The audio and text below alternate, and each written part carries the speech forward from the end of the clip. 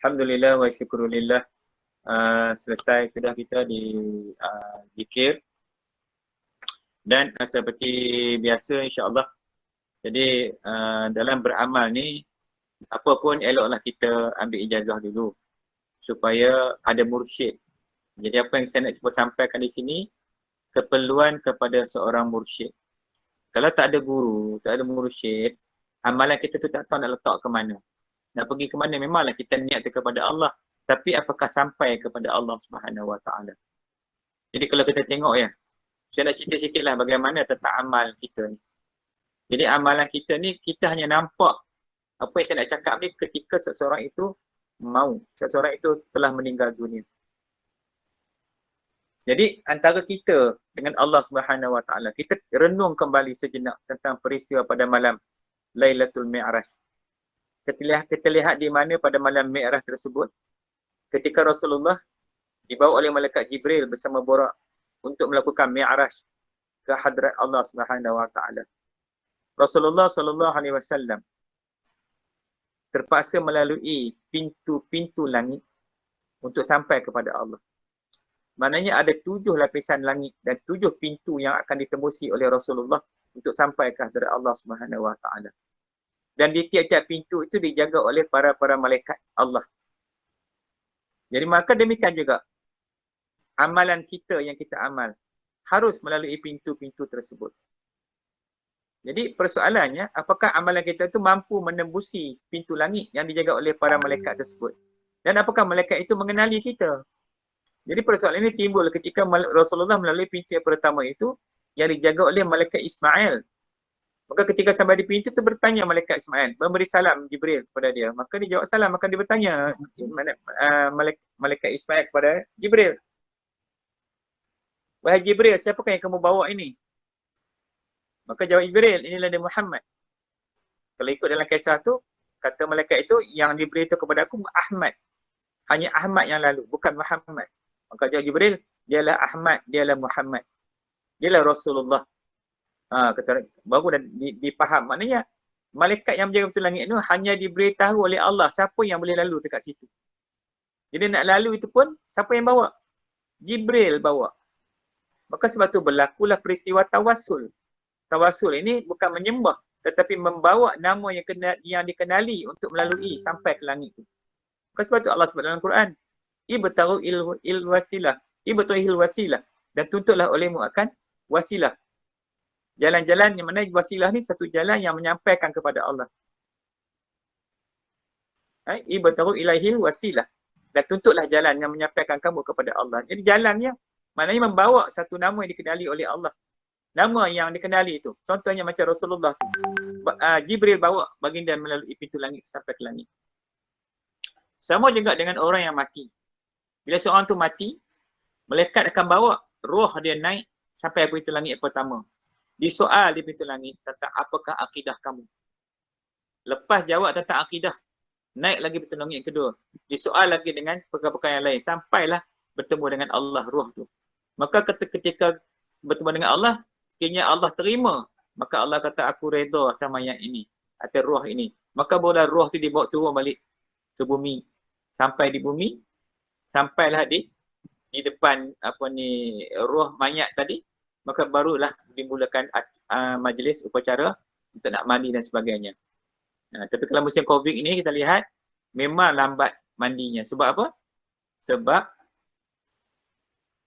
doktor KKM periksa dulu, hospital check dulu sama ada COVID ataupun tidak. Jadi sebab itulah kalau musim COVID ni orang yang diambil roh, dicabut nyawa dia ketika dia kena COVID itu, maka dia dikira sebagai mati syahid. Mati syahid sebagai mati syahid. Mati syahid dalam musim COVID ni. Ada kelebihan dia pula. Ketakutan diganti dengan kelebihan. Baik. So jadi, begitu juga dengan amal kita. Amal kita nak dibawa oleh malaikat. Malaikat mana nak bawa amal? Nak lalu kat pintu langit tu, lepaskan lalu. Bolehkah lalu sampai ke langit? Allah terima ke amal kita ni? Ni persoalan ni. Maka sebab itulah datangnya perintah. Perintah supaya kita bertawasul. Maksudnya bertawasul tu membawa nama yang dikenali. Kita memang tak kenal. Kalau tanya kita malam ni lah, apakah kamu kenal akan Tuhan? Kita nak jawab macam mana? Kita kenal Tuhan tak? Saya boleh jawab Tuhan itu Allah. Tutup mulut kita tengok. Tutup mulut. Jawab, kenal Tuhan tak? Nak jawab macam mana? Tutup mulut. Jadi maknanya, dari segi persoalan tu, kita kenal Tuhan tu dalam yang kita mengaji yang masa PKP kemarin. Apa kita belajar? Mengenal Tuhan tu ada 3 cara je. Jalan pertama dengan jalan mengenal Allah melalui jalan ilmu. Maka dipanggil ilmu yakin. Kemudian jalan yang keduanya dipanggil ainul yakin. Yang ketiganya dipanggil hakul yakin. Ada 3 jalan yang kita kena pelajari untuk makrifah kepada Allah. Itu pun kita tak tahu sama ada benar atau tidak kita kenal Tuhan. Sebenar-benar kenal Tuhan. Melainkan orang yang telah dibuka kasyaf dia oleh Allah, dan memang ia makrifah kepada Allah. Sebab kita kena ingat, dalam perjalanan kita Mi'raj, nak masuk ke dalam pintu langit, nak masuk ke langit itu kita akan menembusi lagi alam-alam yang lain. Nak menembusi dalam alam jin lagi. Ada 14 alam jin duk tunggu kita. Kita kena lalu alam dia. Di situlah berlaku kesesatan. Jin akan tipu kita, garanti punya. Confirm dia akan tipu kita kat situ. Pasal kerja dia, iblis jin ni menipu kita manusia. Selamatkah kita melalui akan alam-alam jin tu? Maka sebab tu kita kena ada guru yang bawa, kena ada mursyid yang bawa kita lalu kat situ. Kita tak pernah lalu. Kita nak pergi London. Kita nak pergi Mekah pun kita sesat jalan mula-mula pergi. Kita tak tahu jalan. Melainkan ada mutawif yang bawa. Ada orang yang bimbing kita bawa. Kita nak membesar pun tak boleh besar sendiri. Ibu kita yang membesarkan kita. Daripada 2 jari tu, tapak kaki kita tu. Ibu yang besar kita sampai kita cerdik, sampai kita besar, sampai kita dewasa. Maka sebab itulah haram derhaka kepada ibu bapa kita. Dia membesarkan kita. Sama je dengan guru. Guru yang bimbing kita, maka haram kita derhaka kepada guru pasal dia bimbing kita untuk bawa kita kepada akhirat. Maka di sini dah perlunya amal yang ada sanad, yang sampai silsilahnya kepada Nabi SAW. Kita dengan Rasulullah sangat jauh, 1400 tahun lebih. Jadi kita tak tahu apa yang berlaku antara Nabi dengan kita. Dan dalam persoalan kita nak sampai kepada Allah, maka sebab itulah Allah utuskan para ulama. Maka Allah sebab apa? Al-ulama warasatul anbiya. Ulama itu waris Nabi. Ketika sahabat dibimbing oleh Rasulullah. Maka selepas sahabat Rasulullah dah wafat. Maka siapa yang bimbing kita pula hari ni? Mesti kena ada pembimbing. Maka pembimbing itulah ulama. Maka kena cari ulama. Siapa ulama? Ialah para guru mursyid, para masyaikh, mursyid yang murabbi. Kena ada murabbi, kena ada robitah. Kalau tak ada robitah, kita hanyut dengan syaitannya. Syaitan akan tipu manusia tu. Sebab kita tak tahu, kita bukan nampak alam sana luas. Alam dunia pun kita sesat dah. Masuk kampung orang pun kita sesat dalam kampung. Apatah pula dalam alam yang begitu luas di langit tu. Dan perjalanan sana bukan perjalanan dengan jasad, perjalanan dengan roh. Memang dulu kita dah lalu dah sekali ketika kita turun dibawa oleh malaikat daripada alam lahut turun ke dalam alam rahim. Persoalannya nak balik macam mana? Siapa nak bawa roh kita balik menuju tempat asal kita di alam lahut? Ini yang kita nak bawa. Kenapa? Perlu ada mursyid. Jangan kira lah puak-puak yang tak mau guru tu dia boleh pergi sendiri. Tak apalah, biar dia pergi sendiri. Kita ni tak mampu nak pergi sendiri. Hingga kan nak kenal Allah pun kita rasa hari ni kalau malam ni kita tanya, apakah kamu kenal Tuhan? Kalau tanya saya nak jawab, tak berani. Nak jawab macam mana tentang Tuhan? Kita nak cerita tentang Tuhan. Cerita tentang zat, kita tak melihat zat. Tak mampu melihat zat. Kita kalau kena sifat, kalau belajar sifat 20, kalau tak belajar sifat 20, sekadar tahu namanya, wujud, qidam, baqa, mukhalafatun, lil hawadith, qiyamu min nafsi, wahdaniyah, qudrat, al-mah. Itu sekadar mengenal sifat-sifat Tuhan. Kita belum tak faham lagi tentang bagaimana perbuatan Tuhan, if'al dia pula. Tentang asma'ul husna, tentang nama-nama Allah pula. Kerana kita tak mampu sampai menguasai ilmu-ilmu yang begitu. Kita bukan ulama. Kita hanya orang-orang awam yang dingkil ilmu, yang sangat cetek ilmu kita. Maka kita kena duduk dengan para ulama. Sebab Allah dah letak ulama tu waris Nabi. Jadi kalau Nabi dah tak ada dengan kita, tak apalah kita ikut ulama. Ini ulama pun dia tak nak ikut. Benci kat ulama, marah kat ulama, kata kat ulama. Memang akhir zaman ni fitnah paling besar adalah apabila ulama dihina. Artis-artis diangkat naik, dipuji, calon-calon itu dia dipuji. Kalau tanya kita nama ulama, kita mesti ingat ulama mana, kita pun tak tahu. Yang kita tahu artis. Kita tahu sejarah artis tu. Sejarah dia macam mana, dia ni kahwin dengan siapa, kemudian berapa lama bercerai. Kita boleh cerita satu persatu pasal artis-artis ni, pasal selebriti ni. Punya kasih kita pada selebriti. Sedangkan benda-benda tu adalah kerana fitnah. Tanya ulama kita tak kenal. Sedangkan yang menyelamatkan manusia di akhirat adalah ulama. Bukannya artis. Ini dipujanya artis tu. Dia hafalnya nama-nama artis tu daripada A to Z. Semua dia tahu. Tengok dalam TV tu dah tahu dah. Artis ni begini. Tanya pasal ulama, haram. Tak tahu langsung. Macam mana nak kata kita beriman kepada Allah? Tak beriman kepada Allah sebab kita tak mau ikut ulama. Ini yang kegagalan kita hari ni. Jadi persoalan kita hari ni pada malam ini sekadar nak pecahkan minda. Nak bagi kita faham. Bahawasanya dalam hidup kita ni, kita tidak boleh menjauhi daripada para ulama. Terutama sebagai mencari para masyayikh mursyid. Iaitu seorang murabbi, guru kita. Yang mana guru ni lah sebagai pembimbing kita. Sebab itulah dalam banyak guru pun tak boleh ambil guru sewenang-wenang. Ambil guru tu guru ni. Semua bukan, kita ni bukan guru. Kita ni hanyalah murid kepada para mursyid. Tak layak kita nak jadi guru. Bukan senang nak jadi mursyid ni. Jadi Allah dah takdir dah siapa yang akan jadi mursyid. Ini semua kerja Allah Ta'ala. Kita tak boleh fikir kenapa si Anu dan si Anu tu jadi guru. Mana kita nak tahu kerja Allah Ta'ala. Kita pun kenapa kita hidup di sini. Ada saya dekat Perak. Ada yang dekat Kemaman. Ada yang dekat Kuala Lumpur. Ada yang dekat Johor. Ada dekat Sabah. Ada dekat Sarawak. Ada dekat London. Ada dekat UK. Siapa yang tentukan? Itu Allah SWT yang tentukan benda tu. Jangan kita fikir bab tu. Kan? Jadi kita nak fikirkan semua yang berlaku tu adalah kehendak dan ketentuan Allah SWT.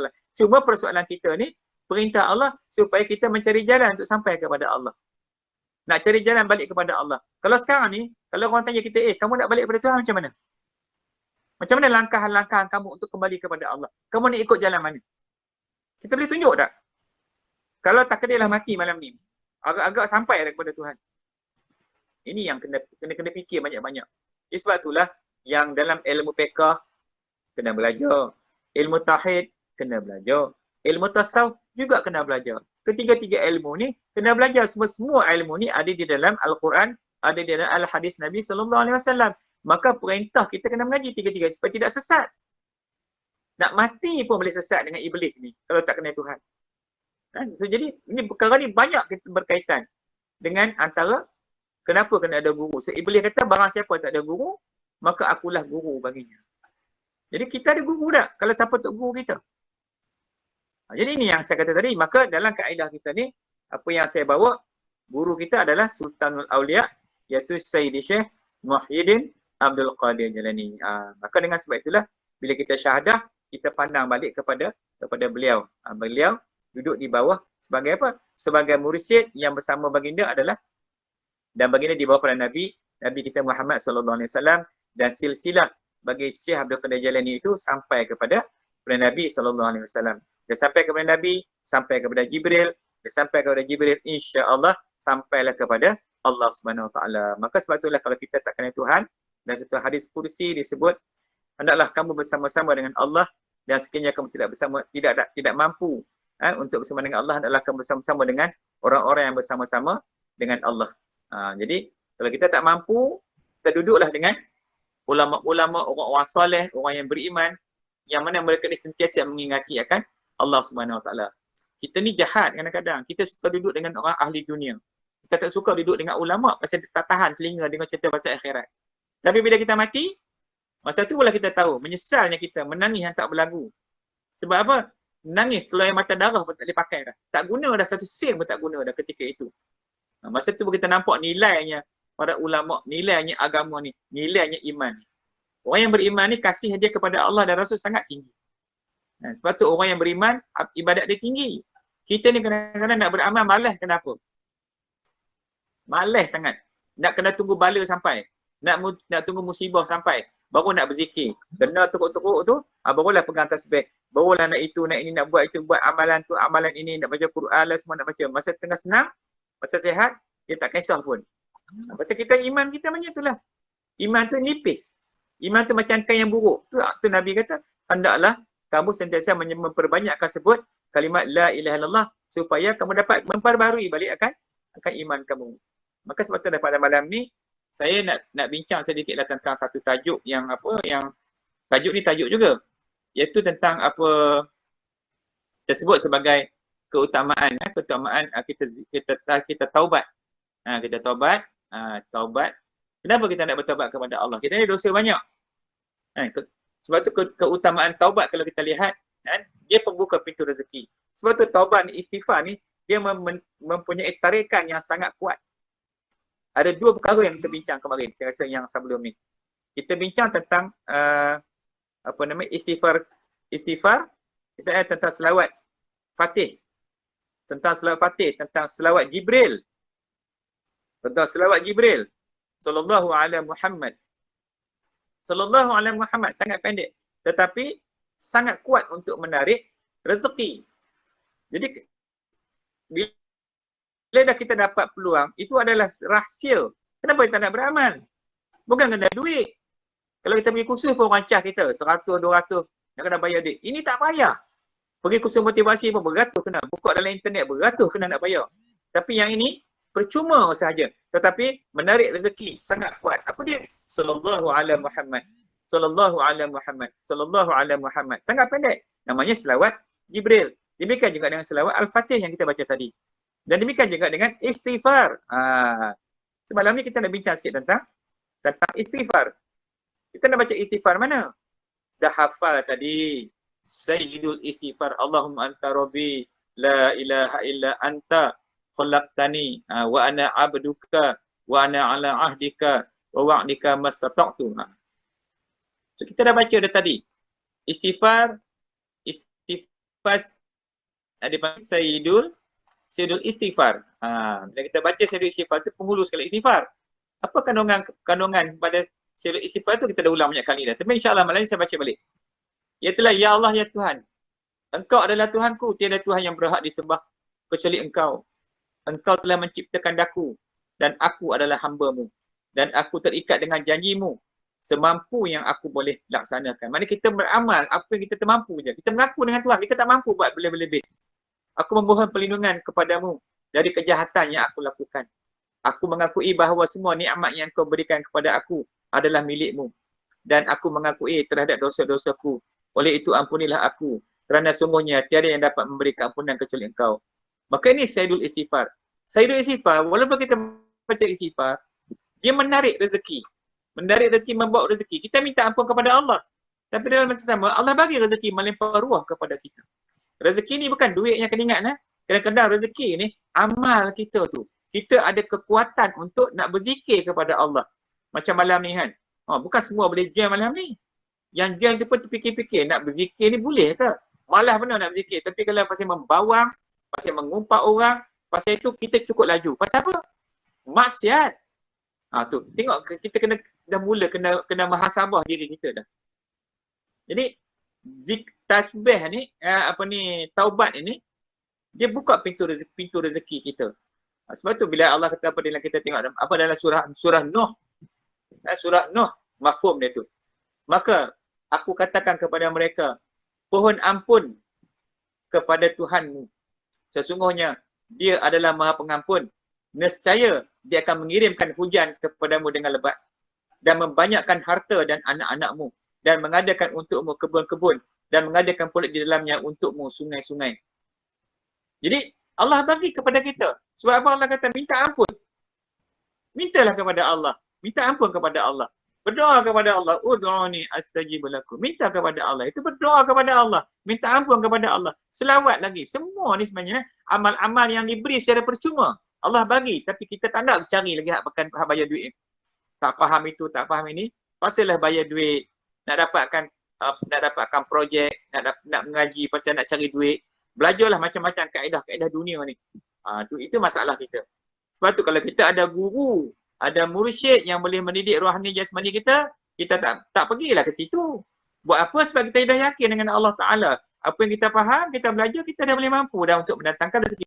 Memperbanyakkan lagi istighfar kita kepada Allah. Allah ampun dosa, Allah bagi rezeki. Masya Allah. Ini satu perkara yang sangat miracle, sangat ajaib. Dan kemudian turunkan hujan. Selain daripada itu, dapat membuka pintu rezeki, Allah juga berjanji akan mengirimkan hujan kepada umatnya yang mengucapkan istighfar sebagai kalimat taubat. Dengan hujan Allah menyuburkan berbagai jenis tanaman dan kebun sebagai makanan. Memang Allah bagi hujan. Baru ni Allah bagi hujan. Tapi Allah bagi hujan sekali turun sampai banjir habis. Berapa banyak negeri tenggelam. Jadi berlakulah. Kita pun sedih lah tengok kepada kawan-kawan sahabat kita lain. Banyaklah tengok kemaman kena. di benta, bera, maran, tak pernah kena-kena. Jadi Johor kena, banyaklah yang berlaku musibah-musibah. Jadi kita tengok balik apakah salah hujan yang lebat ataupun hutan balak dah licin liau kata orang, balak dah diteroka habis sebab kerakusan manusia, sebab tangan-tangan manusia yang tamakkan, haluburkan, reta, duit sebagainya, maka gunung ganang, bukit bukau digondolkan. Maka apa akibatnya? Di Kamera Halian tu bukan banjir dalam sungai, banjir atas jalan. Saya tanya baru ni orang Batu Kurau, tapping datang. Saya tanya dia, macam mana banjir dekat Batu Kurau? Dia kata, Ustaz, kami pun pelik, banjir kali ni bukan banjir dalam sungai. Air yang turun daripada bukit tu tak masuk dalam sungai. Dia masuk ke darat. Habis rumah orang kampung tenggelam. 3 jam, 4 jam. Dia lalu dalam rumah tu, masa lepas dah habis banjir tu, dia orang pergi tengok rumah tu, hilang habis dalam rumah, tinggal papan dindingnya. Dia tarik habis keluar semua-semua, kata meredak dalam rumah tu. Itu di Batu Kurau, Perak. Pelik. Sama juga tempat lain. Jadi, dia tak turun ke sungai, dia turun ke darat. Murkanya Allah Ta'ala. Sebab kerakusan manusia, ketamakan manusia tu. Jadi jangan disalahkan sebab hujan lebat. Bukan hujan lebat yang menyebabkan. Hujan lebat tu kurniaan Allah Ta'ala.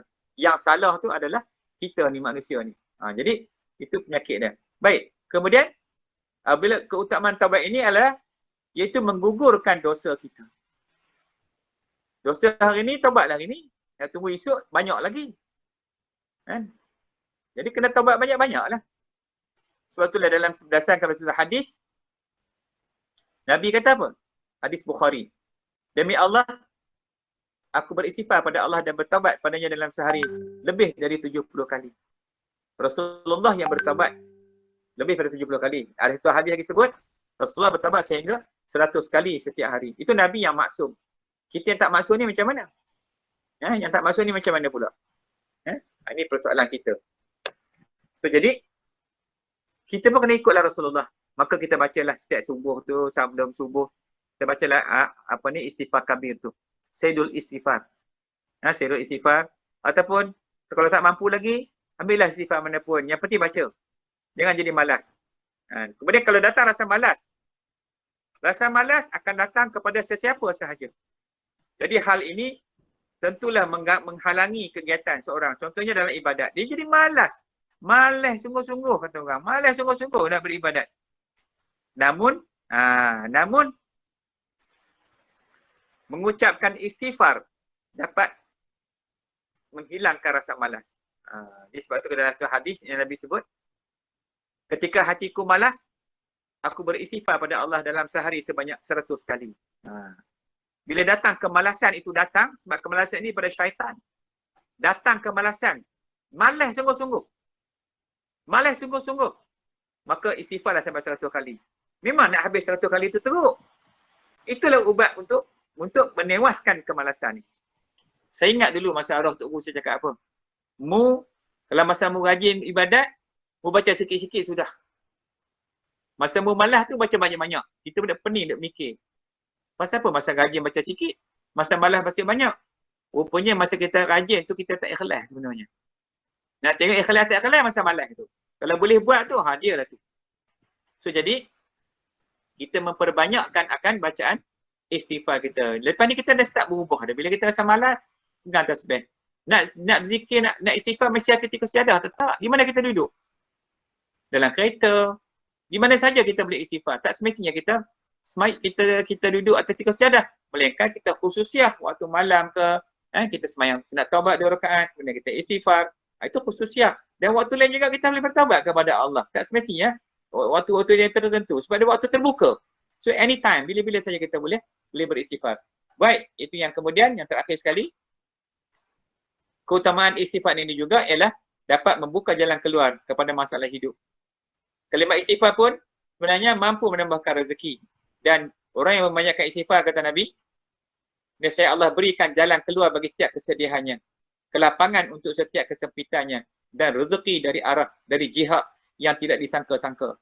Jadi maknanya orang yang bertaubat ini, Allah bagi, kata Nabi, Allah bagi jalan keluar dia atas setiap kesedihan dia. Apa yang sukar bagi dia, apa yang rasa sempit bagi dia tentang masalah rezeki kononnya, musim COVID ni, Orang katakan, oh ekonomi kita akan down, ekonomi kita akan jauh. Kita tanya balik bang, siapa yang tentukan ekonomi?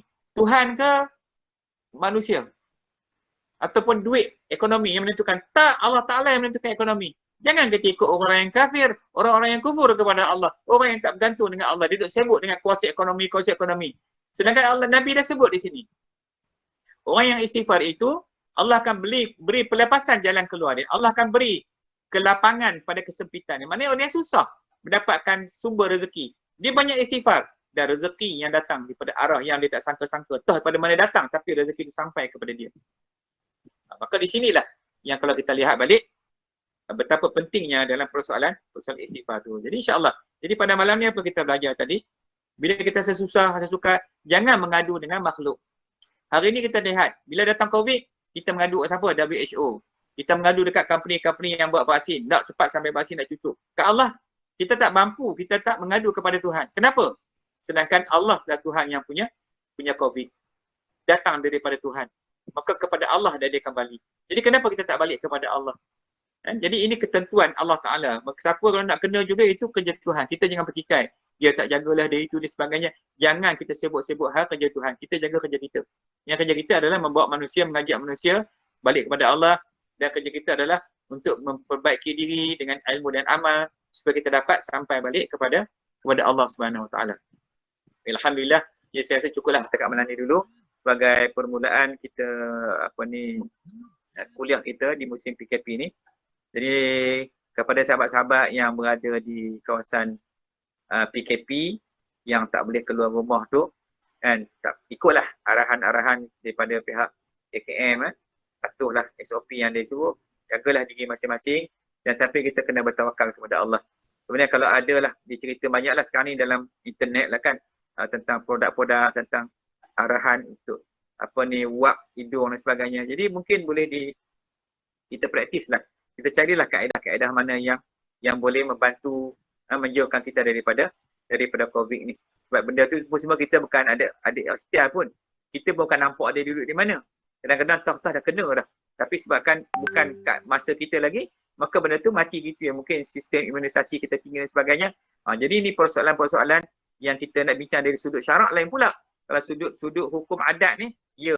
Kalau syarak lain pula. Tu dalam perbincangan kita kena ada daripada hukum adat dan daripada hukum syarak. Macam mana pula keadaan tersebut.